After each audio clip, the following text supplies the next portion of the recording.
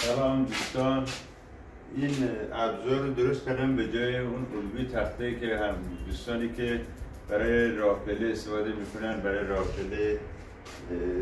راپله های شیبدار میخوان استفاده بکنن که تخته باید ببرن که داستانایی که داره. این من درست کردم که دیگه کارتون رو راحت کردم.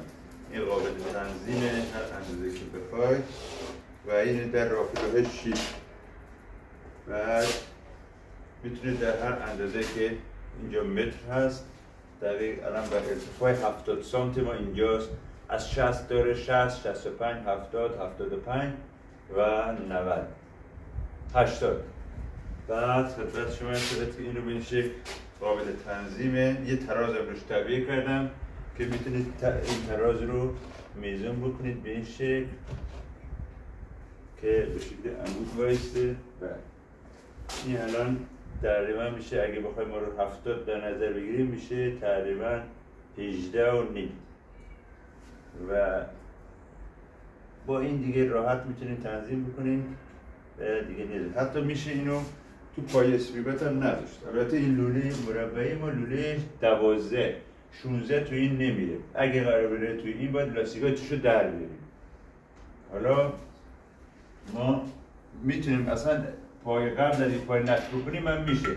اینو به این شکل بذاریم مثلا روی پله ها، اصلا نیازی هم به پایه نیست. روی پله ها بذاریم به این شکل شیب بذاریم و انجام این مقدار سفت در میاد شول نکنه. میشه هم میتونیم روی پله گذاشت و اینو تنظیمش کرد به این شکل. اینم جمع میشه و قابل تنظیم تا حدود، اگر ما روی 85 در نظری تا 55 سانت هم میریم. بخوایم یه بالاتر تا 90 سانت هم بخوایم بریم، باید اضافه تر کرد میشه که نیازی هم نیست. این قابل حرکته، قابل تنظیم. این بشه من از نزدیک میرم ببینید که چه شکلی.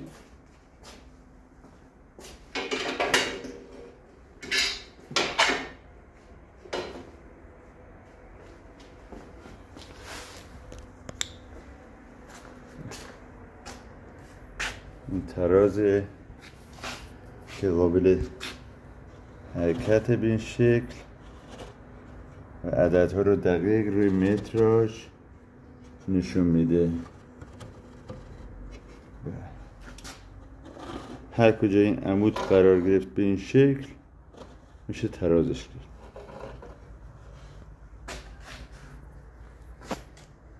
از 60 داریم، 65 70 75 تا 80.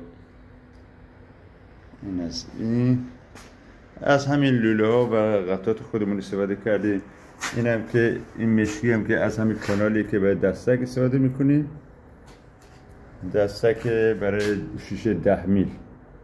بعد این هم که لوله مربعی 14 16 نیست، 16 توی داخل چیز نمیره، داخل اسپیگات نمیره.